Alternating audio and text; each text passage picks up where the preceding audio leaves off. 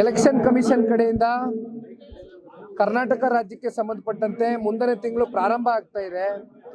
ಆ ನಿಟ್ಟಿನಲ್ಲಿ ಈಗಾಗಲೇ ರಾಜ್ಯಾದ್ಯಂತ ಅನೇಕ ವಿಧಾನಸಭಾ ಕ್ಷೇತ್ರಗಳಲ್ಲಿ BLA ಮತ್ತು BLA 2ಗಳು ನೇಮಕಾತಿಗೊಂಡ ನಂತರ ಈ ಒಂದು SIRನ ಕಾರ್ಯಾಗಾರ ನಿರಂತರವಾಗಿ ಮಾಡ್ಕೊಂಡು ಬರ್ತಾ ಇದ್ದೇವೆ. ಈಗ ರಾಮನಗರ ಜಿಲ್ಲೆಗೆ ಸಂಬಂಧಪಟ್ಟಂತೆ ರಾಮನಗರ ಮಾಗಡಿ ಈಗಾಗಲೇ ಆಗೋಗಿದೆ. ನಿನ್ನೆ ದಿನ ಕನಕಪುರ ಮುಗಿಸಿದ್ದೇವೆ, ಇವತ್ತು ಚನ್ನಪಟ್ಟಣಕ್ಕೆ ಕಾಲಿಟ್ಟಿದ್ದೇವೆ. ಹಾಗಾಗಿ ಈ ಒಂದು ಕಾರ್ಯಾಗಾರದ ಮೂಲಕ ಯಾವ ಒಂದು ಮತದಾರರ ಪರಿಷ್ಕರಣೆ ಆಗ್ತಾ ಇದೆ, ಇದು ಎಷ್ಟು ಮಹತ್ವವಾದಂಥ ಒಂದು ವಿಚಾರ. ಮುಂದಿನ ಯಾವುದೇ ಚುನಾವಣೆಗಳಿರಲಿ, ಅದು ಜಸ್ಟ್ ನಾಟ್ MLA MP ಚುನಾವಣೆ ಅಂತಕ್ಕಂಥದ್ದಲ್ಲ, ಜಿಲ್ಲಾ ಪಂಚಾಯತಿ ತಾಲೂಕ್ ಪಂಚಾಯತಿ ಚುನಾವಣೆಗಳಿಂದ ಹಿಡಿದು ಮತದಾರರ ಪರಿಷ್ಕರಣೆ ಆಗ್ತಾ ಇರ್ತಕ್ಕಂಥದ್ದು ಹಿಂದೆ 2002ರಲ್ಲಿ ಆಗಿತ್ತು. ಸರಿಸುಮಾರು 23 ವರ್ಷ ಆಗಿದೆ. 23 ವರ್ಷದ ನಂತರ ಆಗ್ತಾ ಇರ್ತಕ್ಕಂಥದ್ದು.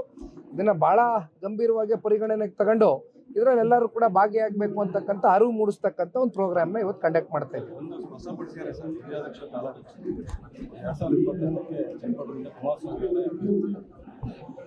ಈಗ ಅದು ಅವರೆಲ್ಲರ ಅಭಿಲಾಷೆ ಇದೆ. ಈಗ ನೋಡಿ, ಕಳೆದ ಬಾರಿ ಏನಾಯಿತು, ಈಗ ಸನ್ಮಾನ್ಯ ಕುಮಾರಣ್ಣ ಅವರು 23ರಲ್ಲಿ ಚನ್ನಪಟ್ಟಣದಿಂದ ಆಯ್ಕೆ ಆಗಿದ್ರು. ಅನಿರೀಕ್ಷಿತವಾದಂಥ ಕಾಲ್ಗಟ್ಟದ ಒಂದು ಬೆಳವಣಿಗೆ ಸಂಸತ್ ಚುನಾವಣೆ ಸಂದರ್ಭದಲ್ಲಿ ಮಂಡ್ಯದಲ್ಲಿ ಮತ್ತಿನ್ಯಾರು ಅಭ್ಯರ್ಥಿಗಳು ಕುಮಾರಣ್ಣ ಅವ್ರು ಬಿಟ್ಟರೆ ಬೇರೆ ಇನ್ಯಾರು ನಾವು ಒಪ್ಪೋದಿಲ್ಲ ಅಂತ ಆದಾಗ ಜಿಲ್ಲೆಯ ನಾಯಕರು ಮತ್ತು ಎಲ್ಲ ಕಾರ್ಯಕರ್ತ ಬಂಧುಗಳು ಅಲ್ಲಿ ಅವತ್ತಿನ ದಿನ ಅವರು ತಲೆಬಾಗಿ ಹೋಗಬೇಕಾದಂಥ ಒಂದು ಸಂದಿಗ್ಧ ವಾತಾವರಣ ಸೃಷ್ಟಿಯಾಯಿತು. ಆ ಸಂದರ್ಭದಲ್ಲಿ ಮನೆಯಲ್ಲಿ ಕೂತು ಅನೇಕ ಸಂದರ್ಭದಲ್ಲಿ ನಮ್ಮ ಎಲ್ಲ ಮುಖಂಡರುಗಳು ಇದ್ದಾರೆ, ಕಾರ್ಯಕರ್ತರು, ಇವ್ರ ಜೊತೆ ಎಲ್ಲ ಕೂತು ಚರ್ಚೆ ಮಾಡಿ ಅಂತಿಮವಾಗಿ ನೋಡಿ, ನೀವು ಮತ್ತೆ ರಾಜ್ಯ ರಾಜಕಾರಣಕ್ಕೆ ಬರ್ತಕ್ಕಂಥದ್ದು ಒಂದಿನ ಆಗಲೇಬೇಕಾಗ್ತದೆ. ಅಂಥ ಸಂದರ್ಭದಲ್ಲಿ ಮತ್ತೆ ನೀವು ಮರು ಆಯ್ಕೆ ಚನ್ನಪಟ್ಟಣ ತಾಲೂಕನ್ನ ನೀವೆಲ್ಲ ಕನ್ಸಿಡರ್ ಮಾಡಬೇಕು ಅಂತಕ್ಕಂಥದ್ದು ಒಂದು ಬೇಡಿಕೆಯನ್ನು ಈ ಭಾಗದ ಮುಖಂಡರುಗಳು ಇಟ್ಟಿರ್ತಕ್ಕಂಥದ್ದು ಸತ್ಯ. ಅದಕ್ಕೆ ನಾನು ಕೂಡ ಸಾಕ್ಷಿ ಇದ್ದೇನೆ. ಆದರೆ ಅದು ಮುಂದಿನ ದಿನಗಳಲ್ಲಿ ಕಾಲ ಎಲ್ಲದಕ್ಕೂ ನಿರ್ಣಯ ಮಾಡುತ್ತೆ, ಉತ್ತರ ಕೊಡುತ್ತೆ. ಓಕೆ, ಇಲ್ಲ ನಾನು ಹೇಳೋಕ್ಕಾಗಲ್ಲ. NDA ಅಲ್ಲಿದ್ದೀವಿ ಇವಾಗ ನಾವು NDA ಮಿತ್ರಕೂಟದಲ್ಲಿದ್ದಾಗ JDS ಈಸ್ ಆಲ್ಸೋ ಏನಂದರೆ BJP JDS ಒಂದು ಸಮ್ಮಿಲನ ಇದೆ. ಹಾಗಿದ್ದಾಗ ಯಾವ್ಯಾವ ಕ್ಷೇತ್ರಗಳು JDSಗೆ ಬಿಟ್ಕೊಡ್ತಾರೆ ಮತ್ತು JDSನಿಂದ ಕಂಟೆಸ್ಟ್ ಯಾರ್ಯಾರು ಯಾವ್ಯಾವ ಕ್ಷೇತ್ರದಿಂದ ಆಗಬೇಕು ಅಂತಕ್ಕಂಥದ್ದು 2028ರ ಒಂದು ಗಡಿಯಲ್ಲಿ ಎಲ್ಲವೂ ಕೂಡ ಇತ್ಯರ್ಥ ಆಗ್ತದೆ.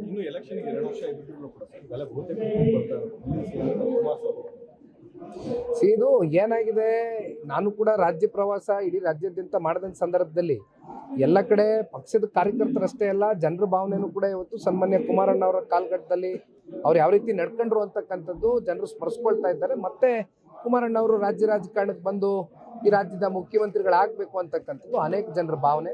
ಆದರೆ ನಾನು ಪದೇ ಮತ್ತೆ ಒತ್ತಿ ಹೇಳ್ತೇನೆ, ಇದು ಯಾವುದೇ ಇತ್ಯರ್ಥಗಳು ನಿರ್ಣಯಗಳು ಅಂತಿಮಗೊಳ್ಳಬೇಕು ಅಂದರೆ ಇದು ಆ್ಯಸ್ ಎನ್ NDA BJP ಮತ್ತು JDS ಇಬ್ಬರು ಕೂತ್ಕೊಂಡು, ಅದು ಕೇಂದ್ರದ ನಾಯಕರು ಇರ್ಬೋದು, ರಾಜ್ಯ ನಾಯಕರು ಇರ್ಬೋದು, ಒಂದು ಆರೋಗ್ಯಕರವಾದಂಥ ಚರ್ಚೆ ಮಾಡಿ ಅಂತಿಮವಾಗಿ ಅವತ್ತಿನ ಕಾಲಘಟ್ಟಕ್ಕೆ ಭಾಳ ದೂರ ಇದೆ.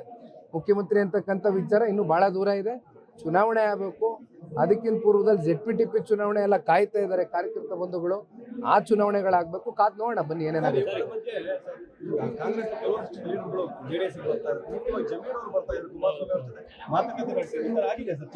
ನನಗೆ ಗೊತ್ತಿಲ್ಲಪ್ಪ, ಇದು ಯಾವುದೋ ಹೊಸ ವಿಚಾರ. ನಿನ್ನೆ ನಾನು ಮಾಧ್ಯಮದಲ್ಲಿ ನೋಡಿದೆ, ನಿಮ್ಮ ಮೂಲಕನೇ ತಿಳ್ಕೊಂಡೆ ಈ ವಿಚಾರ.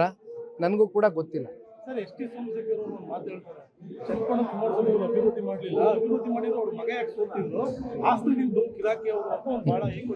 ಸೊ ಅವ್ರ ಬಗ್ಗೆ ನಾನು ಯಾಕೆ ಗುರು ಉತ್ತರ ಕೊಡ್ಲಿ? ಉತ್ತರ ಕೊಡಕ್ಕೆ ಅಲ್ಲಿ ಯಶವಂತಪುರ ಕಾರ್ಯಕರ್ತರವ್ರೆ ಒಂದು ಮಾತು ಹೇಳ್ತೇನೆ. ಪಾಪ ಅವ್ರಿಗೆ ಮಾಹಿತಿ ಕೊರತೆ ಇರಬೇಕು. ಈಗ ಡೆವಲಪ್ಮೆಂಟ್ ವರ್ಕ್ ಮೇಲೇ ನಿಮಗೆ ಆಧಾರದ ಮೇಲೆ ಜನ ಓಟ್ ಹಾಕ್ತಕ್ಕಂಥ ದಿನಗಳು ಭಾಳ ಹಿಂದೆ ಹೊಟ್ಟೋಗಿದೆ. ಡೆವಲಪ್ಮೆಂಟ್ ಆಧಾರದ ಮೇಲೆ ಈಗ ಓಟ್ ಆಗ್ತಾ ಇಲ್ಲ. ರಾತ್ರಿ ಬಂದು ಅದೆಂಥದ್ದು 5,000 ರೂಪಾಯಿ ಟೋಕನ್ ಕೊಡ್ತೀವಿ, 5,000 ರೂಪಾಯಿಯಿಂದ ನೀವು ಅದೆಂಥದ್ದು ರೇಷನ್ ಕಿಟ್ ತಗೋಬೋದು. ಈ ಕಾಲದಲ್ಲಿ ಬಂದು ನಿಂತ್ಕೊಂಡಿದ್ದೀವಿ. ಇವತ್ತು ಡೆವಲಪ್ಮೆಂಟ್ ವರ್ಕ್ನ ಆಧಾರದ ಮೇಲೆ ಜನ ಓಟ್ ಹಾಕ್ತಕ್ಕಂಥದ್ದು ಎಲ್ಲರೂ ನಾನು ಹೇಳ್ತಾ ಇಲ್ಲ, ಒಂದು ವರ್ಗದ ಜನ ಎಲ್ಲೋ ಒಂದು ಕಡೆ ಆ ಮುಗ್ಧರಲ್ಲಿ ದಾರಿ ತಪ್ಪಿಸಿ ಓಟ್ ಹಾಕ್ತಕ್ಕಂಥ ಒಂದು ಸಂಗತಿ ನೋಡ್ತಾ ಇದ್ದೇವೆ. ಹಾಗಾಗಿ ಈ ಮಹಾನ್ ಭಾವನ ನಂತರ ನಾವು ಹೇಳಿಸ್ಕೊಳ್ಬೇಕಾಗಿರ್ತಕ್ಕಂಥದ್ದೇನಿಲ್ಲ. 7 ವರ್ಷ ಸನ್ಮಾನ್ಯ ಕುಮಾರಣ್ಣ ಅವರು ಕ್ಷೇತ್ರದಲ್ಲಿ ಏನು ಶಾಸಕರಾಗಿದ್ದರು, ಪ್ರತಿನಿಧಿಸಿದ್ರು. ಆ 7 ವರ್ಷದಲ್ಲಿ 1200 ಕೋಟಿ ರೂಪಾಯಿ ಬೇಕಾದ್ರೆ ಪಟ್ಟಿ ಅವ್ರಿಗೇನಾರು ಮಾಹಿತಿ ಕೊರತೆ ಇದ್ರೆ ಅವ್ರ ಮನೆಗೆ ಬೇಕಾದ್ರೆ ನಾನು ಪೋಸ್ಟ್ ಕಳಿಸ್ಕೊಡ್ತೀನಿ, ನೋಡಲಿ. ನೋಡೋಣ ಬನ್ನಿ ಏನೇನಾಗುತ್ತೆ, ನೋಡೋಣ ರಾಜಕಾರಣ. ಸುಮನ್ ಟಿವಿನ ಸಬ್ಸ್ಕ್ರೈಬ್ ಮಾಡಿ, ಶೇರ್ ಮಾಡಿ.